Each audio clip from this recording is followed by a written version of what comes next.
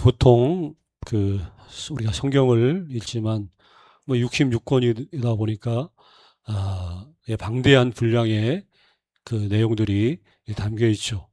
어떤 부분들은 우리가 그냥 또 무심코 이렇게 지나치는 부분들도 없잖아 많이 있을 거예요. 특히 이제 신약에 와서는 신약 성경을 보면 대다수가 이제 서신서, 편지 이 글들로 이루어졌습니다. 당시에 그리스 로마 그 문화권, 영향권 똑같죠. 그 당시에 편지를 볼 때 편지에도 어떤 형식이 있어요. 그래서 그냥 무조건 덮어놓고 막 그냥 생각나는 대로 쓰는 게 아니라 이제 인사말이 있고 또 하고 싶은 내용 쓰고 나중에 또 마무리 인사 이런 순서들이 다 있죠. 근데 대부분 앞뒤 본론이 중요하다 보니까 앞뒤는 그냥 무심코 이제 일어나고 지나가는 경우가 많고 또 우리나라하고는 또 생소하다 보니까 다른 나라 그 문화권이다 보니까 이름들 자체가 또 이제 좀 생소하고 낯선 이름들도 많이 있기 때문에 그냥 이름 하나하나 나중에 로마서 같은 경우는 바울이 그 마지막에 보면 일일이 막 여러 사람들 언급하죠. 누군지도 모르고 그분들은 알겠지만 다른 사람들, 다른 지역에 있는 사람들은 그들이 누군지도 모르는 그런 사람들의 이름을 굳이 막 쭉쭉쭉 이렇게 열고 하고 있어요. 나름대로 다 그 하나하나 그 이름들에게는 누가 알아주던 알아주지 않던 다 귀하고 소중하게 어쨌든 하나님의 일에 등용되었던 어떤 누군가의 이름들이 거기에 이렇게 기록이 된 거죠. 오늘 여기 우리가 고린도전서 소두 바울의 인사말을 우리가 오늘 여기 이제 살펴보는데 오늘 여기 우리가 그냥 지나치기면 안 되는 이유라고 할까요? 여기 이 고린도전서 인사말의 이게 첫 줄은 어떻게 보면 이 고린도전서라고 하는 이 서신서 전체의 어떤 핵심 주제가 이 첫 줄부터 여기 담겨 있어요. 첫 줄만 잘 이해해도 고린도전서의 전체의 핵심 메시지가 어떤 거구나 하는 것들을 이제 눈치챌 수 있는.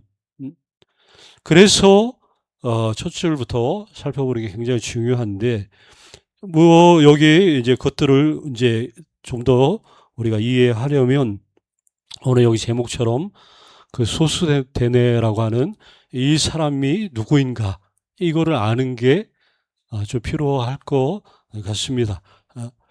자, 우리가 읽은 본문이 이렇게 시작이 되죠. 하나님의 뜻을 따라 그리스도 예수의 사도로 부르심을 받은 바울. 이것까지는 무난하고 우리가 잘 알죠. 그런데 그 옆에 바울과 형제 소수대네는 그러면 우리가 편지를 쓸 때 보내는 사람을 발신자라고 하죠. 그렇죠? 받는 사람을 수신자라고 하고 있어요. 자, 바울과 소수대네는 그러면 이 고린도에 이 보내는 편지의 발신자가 바울과 누가 되는 거예요?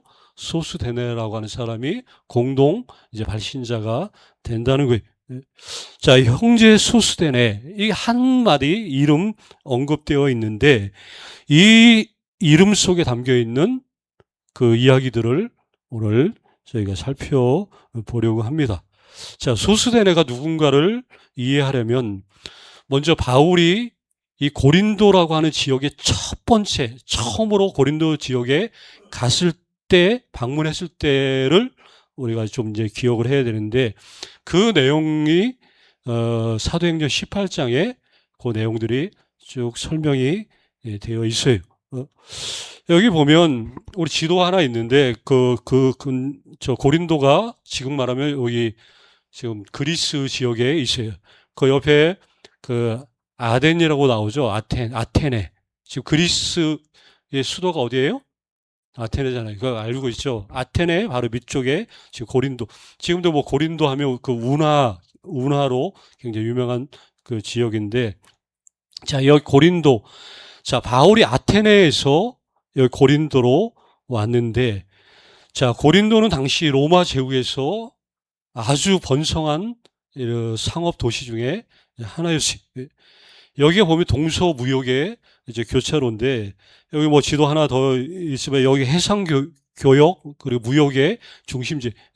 왼쪽으로는 이쪽으로 그 로마, 이탈리아, 이쪽 또 반대편 쪽으로는 이쪽 소아시아 지역, 터키, 트르키예 지역이죠. 지금 말하면 그 양쪽으로 그러니까 중간 정도 지역이 있어서 아주 막 발달한 두 개의 항구를 가지고 있고 다양한 종교, 문화 이런 것들이 혼재되어 있는 이런 곳인데 바울이 이 아테네에서 여기 고린도 지역에 왔을 때 바울은 전략적으로 바울의 사역은 항상 그 패턴이 같아요. 뭐냐? 지금으로 말하면 그 이제 유대 디아스포라 말하는 거죠. 온 세계에 흩어져 있는 유대인들이 거주하는 곳. 유대인들은 남자들 뭐 몇 명만 있으면 제일 먼저 뭘 세워요? 해당을 세우죠, 해당을. 우리 마치 이민교회, 거기는 뭐 무조건 이민 가면 뭐 여기 불교를 믿던 뭐 그런 사람들도 무조건 뭐 초창에 이민 가면 무조건 자동으로 어디를 가야 된다고요? 교회를 가잖아요. 미국에 지금도 그래. 지금도 뜨겁고, 한인교회들이. 그런 것처럼 이 흩어진 유대인들이 가는 정착한 곳곳마다 유대인들이 있으면 해당이 세워지. 바울은 이방인 사도로 부름을 받았지만 그러나 먼저는 항상 유대인. 그래 해당에 가서 복음을 전하는 일이 바울이 하는 일이었지. 고린도에 갔어도 제일 먼저 해당에 가서 거기서 말씀을 전하는 일을 시작한 거죠. 그런데 바울이 가는 데마다 해당마다 갈 때마다 뭐 환영하고 맞이했겠지. 가르침 자체가 다르잖아요. 그들은 구약의 하나님, 유대인들인데 유대인들이 해당을 지은 건데 거기에서 그들이 십자가에 못 박은 이 예수 그리스도를 전하니까 그 복음의 능력 때문에 회심하는 사람들도 있었지만 또 반대로 이거를 못마땅하게 여기고 반발하는 사람들이 항상 있어 왔어요. 해당에서 복음을 전하는데 여기에 반발했던 유대인들이 반발이 있었어요. 이 반발이 심해지니까 이 사도 바울이 그 해당 바로 옆에 있는 여기 디도 유스도라고 하는 사도행전 18장에 다 나옵니다. 그 하나님을 경외하는 사람이라고 소개된 그 디도 유스도라고 하는 그 사람 집이 마침 해당 옆에 있었는데 그 집을 거점으로 삼아가지고 그 집에서 사람들을 만나고 복음을 전하는 일들을 했어요. 그런데 얼마 안 돼서 충격적인 일이 벌어졌는데 그게 뭐냐? 그리스보라고 하는 그 유대의 해당장이 그 집안 전체가 바울의 복음 전도를 듣고 예수님을 영접하는. 나중에 고린도서 1장 뒤에 보면 바울이 특별히 막 그 그리스도에게 세례까지 베푼 사람, 해당장이 여기 예수를 믿게 돼. 당시 해당장 최고 책임자 지도자잖아요. 이게 예수를 믿는 이 사건이 이게 큰 파장을 일으킨 거예요. 이게 난리가 난 거예요. 전체 해당장 뭐 단순한 개인이 아니라 이 해당의 재정과 책임을 책임지는 공적인 최고 지도자. 근데 그 최고 지도자가 회심을 하고 예수를 믿는 일이 벌어졌으니까 이게 보통 일이 당연히 아니죠. 유대 공동체 전체의 그 이민 사회에 쉽게 말하면 큰 이게 파장을 몰고 왔어요. 자, 이 유대인 공동체를 막 뒤흔드는 이 사건이 벌어진 건데, 자, 해당장이 예수를 믿다 보니까 그러면 해당장이 공석이 되잖아요. 그렇죠? 그래서 그 공석을 메꾸기 위해서 세운 사람이 누구예요? 오늘 말하는 형제 소수대네가 이제 해당장이 된 거예요. 해당장. 자, 해당장이 됐어요. 그러면 해당장을 처음 와가 취임해가지고 부임해가지고 그러면 이 해당장으로서 해야 될 일이 뭐겠지? 지금 유대인의 해당이잖아요. 그렇죠? 유대교의 해당인데 이미 그 전 해당장이 예수교로 넘어간 거. 쉽게 말하면 그들 입장에서 보면 배교가 일어난 거예요. 그렇죠? 많은 사람들이 이것 때문에 흔들리고 지금 유대의 그 사회 내에 큰 파장이 몰고 갔어요. 그러면 후임자가 와가지고 해야 될 임무가 뭐예요? 그거를 이제 안정시키는 작업을 해야 되는 거죠. 다시 그 무너진, 저 배신자 때문에 무너진 이 유대의 이 사회 공동체를 다시 추스리고 다시 예선으로 이렇게 잘 세워나가는 거. 이게 이 후임 해당자에게 주어진 임무, 사명. 그래서 이 소수대내가 해당장이 되자 이거를 하기 위해서 이렇게 아마 무던 애를 썼겠죠. 그러면서 이걸 갖다 강력하게 이걸 갖다 원상태로 복구하기 위해서 그가 강력한 조치를 하나 취했는데 그게 뭐냐? 사도 바울을 법정에 세우는 게 법정에 세우는 거. 그 당시에 아테네, 고린도 이쪽 전체 그 중부 그쪽 밑에 남부 지방을 쉽게 말하면 아가야 지역이라고. 아가야. 위에는 마게도냐, 빌립보 이쪽은 마게도냐 지역, 이쪽 밑에는 아가야 지역이라고 하는 이 아가야 지역 전체를 아우르는 거기에 총독, 그 갈리오라고 하는 이 총독에게 이 고소를 한 게 고소. 그래서 이 법정에 세우는데 이 갈리오 앞에 이 바울을 법정에 고소해가지고 완전히 거기서 쫓아내고 두 번 다시 그 예수교가 그 고린도 지역에 발을 못 디디게 하기 위한 이게 조치. 저 우두머리 저 바울 저것만 제거하면 된다고 당연히 생각한 거죠. 그래서 이 일을 벌인 거예요. 그러면 바울의 입장에서는 소수대내는 어떤 사람이에요? 철천지 원수 같은 사람이에요. 원수죠. 당연히. 정적을 제거하는 이런 일에 앞장선. 자, 그런데 이 소수대내의 이 계획이 성공했을까요? 실패했을까요? 실패했죠. 성공했으면 여기 형제 소수대내가 당연히 될 수 없었겠죠. 이게 실패한 거예요. 갈리오 앞에 갔더니 갈리오가 로마법의 문제가 아니라 이거는 유대교 내부의 문제다라고 해서 이거를 그냥 기각을 시킨 거 쉽게 말하면. 야, 니네 내부의 문제를 갖다 이거에 로마의 법하고도 참 상관없네. 니네들끼리 문제를 가지고 왔냐. 그래가지고 이걸 갖다가 기각을 시키니까 이게 이 일이 실패로 돌아간 거죠. 법정을 세워서 저 조치를 취했던 게. 이게 실패를 하자, 이게 유대 그 사람들 다혈질이죠. 이렇게 하니까 이게 해당장이 돼가지고 일을 갖다가, 잘 처리를 해야 되는데, 오히려 이걸 잘못 처리해가지고 더 역효과가 난 거야, 쉽게 말하면. 역효과가 나니까 이 유대인들이 이 소수 대나를 그 법정 그 앞에서 그냥 무자비하게 폭행을 두드러 팬 거예요. 쉽게 말해 두드러 팬 거예요. 이게 두드러 단순히 맞은 게 문제가 아니에요.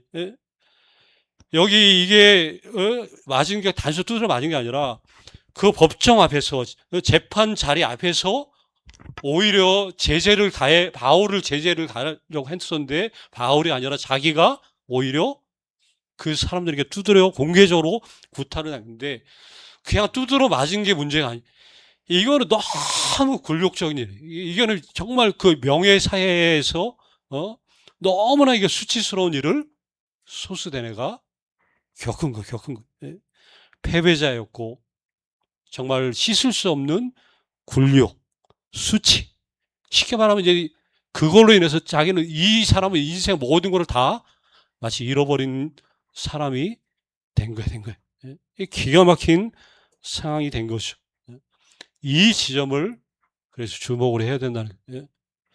소수대내가 모든 것을 잃었을 때 지위도 명예도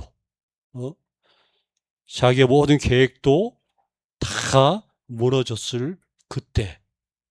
근데 그때가 무언가가 시작되는 출발점, 시작점이 됐다는 거예요. 이게 굉장히 중요하죠. 성경에는 소수대내에 대해서 자세한 이야기들이 뭐 이렇게 꼼꼼하게 기록되어 있지는 않아요. 이 소수된 애가 어떻게 예수님을 믿었는지에 대한 이야기 성경에서 찾아볼 수가 없어요. 그런데 오늘 고린도전서 1장 1절이 그거를 알려주고 있어요. 법정에서 굴욕을 당한 인생 최대의 정말 상처를, 수치를 당한 이 사람이 몇 년 후에 여기 지금 바울과 형제 소스되네. 그런 사람이 몇 년이 지나서 바울의 가장 가까운 뭐가 된 거예요? 동역자가 됐다는 거예요. 이게 이거죠. 모든 것을 잃었을 때 그때 하나님의 은혜가 들어오는 은혜의 문이 활짝 아마 바로 됐겠어요. 왜 일을 가르쳤죠. 저것들 때문에 내 인생이, 내 삶이. 그런 원수 같은 원수도 그런 원수가 없었을 텐데 모든 걸 다 잃어버렸을 때 아마 사회적으로 매장되다시 아마 했을 때 모르겠어요. 제 생각은 유대 사회 거기 예수 믿게 된 사람들이 예수 믿는 사람들이 봐라 우리를 대적하니 꼴 좋다 가봐 건방지게 하나님을 믿는 사람들을 대적 사도 가봐라 이렇게 얘기했을까요? 그렇게 얘기하면 그 사람도 아니죠. 예수 믿는 사람들이 그러더니 누가 봐라 핍박한다고 그 박해자들을 향해서 이에는 이 눈에는 눈 이런 식으로 아마 그래서 하는 일이 안 되면 꼴 좋다 그럴 줄 알았다라고 그건 말도 안 되죠. 이 사람들이 가서 그 수치와 명예를 잃은 그 사람들을 바울이 자기를 고발한 그 인간을 어떻게 했겠지? 사랑으로 또 복음으로 그 영혼이 완전히 회복될 수 있도록 도와주지 않았겠어요, 그렇죠? 그랬으니까 이 사람이 예수를 믿게 되고 더군다나 이게 바울의 동역자 아무나 하나요? 여기 이 명단에 올랐다는 것 자체만 해도 가문의 영광이죠. 아까 말했죠. 가문의 모든 수치를 당한 사람이 가문의 하나님 나라의 그 영광스러운 그런 동역자로 되어 있는 것이죠. 인생이라는 게 바로 이런 거죠. 가장 낮은 자리, 가장 수치스러운 그 자리, 내 계획이 실패한 그 자리, 그 하나님이 역사하시는 것들 우리 알죠. 우리 성경의 수많은 인물들이 그때가 바로 하나님의 때라는 것을 말해주는 이야기들이 뭐 한두 개가 아니라는 것. 자, 몇 년이 흐르고 이렇게 고린도전서 바울이 에베소에서 이 고린도에 이미 그 교회가 이렇게 성장하고 번창하고 그러다 보니까 고린도 교회 내에 수많은 문제들이 또 많았을 때 고린도를 향한 편지에 이 소스데네가 이렇게 같이 언급이 되고 있다는 것이죠. 편지를 받았은 고린도 교회 입장에서 생각해 보세요. 내가 고린도 교회 교인인데 사도 바울이 편지를 우리 보내왔어. 그래서 그거를 읽는데 제일 처음에 인사 말에 바울과 형제 소스데네 그 이름을 듣고 고린도 교인들이 뭔 생각을 했겠지.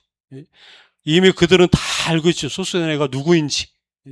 몇 년 전에 그 일들을 교인들은 다 알고 있는데 전체가 알고 있는 공개적인 그 사건 다 알고 있는데 근데 이 소스데네가 이걸 읽으면서 나오는 걸 보고 언급된 걸 보고 이 교인들이 뭔 생각을 했을까 하는 거예요.